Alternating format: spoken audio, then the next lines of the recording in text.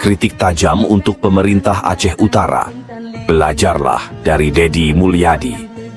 Di saat rakyat masih terhimpit kemiskinan, di saat banyak warga Aceh Utara masih bertahan hidup dengan susah payah, pemerintah daerah justru menganggarkan mobil mewah untuk sang bupati.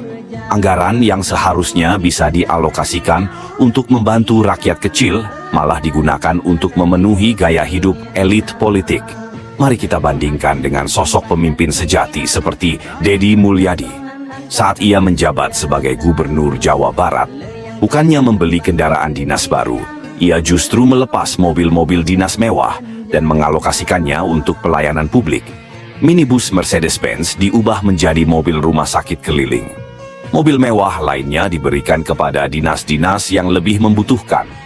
Bahkan, Deddy sendiri memilih menggunakan Toyota Innova Zenix sebagai kendaraan dinasnya. Mobil yang jauh lebih sederhana dibandingkan para pejabat di Aceh Utara. Lalu, apa yang dilakukan oleh pemerintah Aceh Utara? Alih-alih menghemat anggaran dan mengutamakan kepentingan rakyat, mereka malah sibuk membeli kendaraan dinas mewah. Di mana nurani mereka ketika masih ada rakyat yang kelaparan? Di mana empati mereka saat rakyat kesulitan mendapatkan bantuan sosial? Mengapa justru mereka yang sudah kaya semakin dimanjakan dengan fasilitas negara, sementara rakyat kecil dibiarkan berjuang sendirian? Pemimpin yang baik adalah pemimpin yang tahu mana prioritas.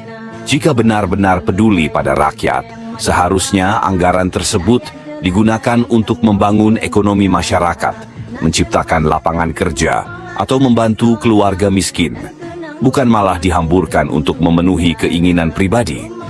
Belajarlah dari Deddy Mulyadi yang berani mengambil keputusan untuk kepentingan rakyat, bukan untuk memperkaya diri sendiri atau kelompoknya. Aceh butuh pemimpin yang berpihak pada rakyat, bukan yang hanya mencari keuntungan dari jabatan.